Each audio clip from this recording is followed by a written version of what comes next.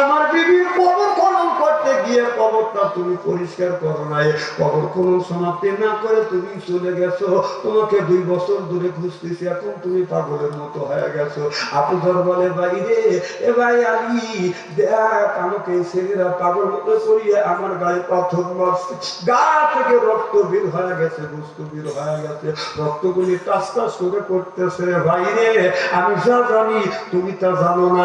আমি বলে অত কথাই আমি শুনতে চাই না, আপনি কেন কবরটা আপনার সমাপ্তি করলেন না, আর এতদিন কেন বাড়িতে যাও না?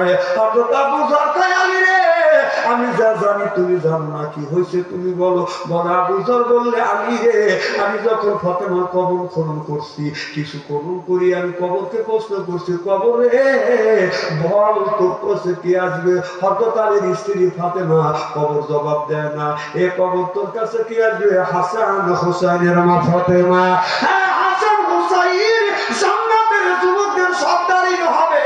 তারপরে কথা কয় না, বললাম কবর জানিস তোর কাছে কি আসবে?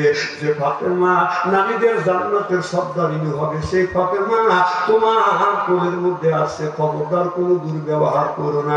আমি আবার বলছি, এ কবর আল্লাহ নবী বিটি ফাতেমা তোর কোলের মধ্যে আসবে, খবরদার তার সাথে দুর্ব্যবহার করো না। এ ভাই, আমি কবরের মধ্যে থেকে মানুষের কণ্ঠের মতো আমার বের হয়ে আসছে, হযরত আলীর স্ত্রী ফাতেমাকে চিনি না, হযরত ফাতেমাকে চিনি না, হাসান হুসাইনের মা ফাতেমাকে চিনি না, আল্লাহ নবীর বিটি ফাতেমাকে চিনি না। আমার যদি ভালো হয় আমি মাকে জান্নাতের পরিহিত করে রাখবো।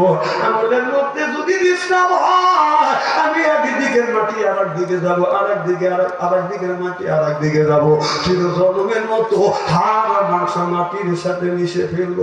এবার আমি তাহলে জান্নাতি মহিলা হযরত হাসান হুসাইনের মা যে জান্নাতের মহিলা, আর যে আল্লাহ নবী বিটি ফাতেমাকে ছাড়বে না, এই কখনো মনে হয় আমাদের কেউ ছাড়বে না। বলা শেষ, আবু যর গেফারি আপনাকে দুনিয়া থেকে বিদায় গেল।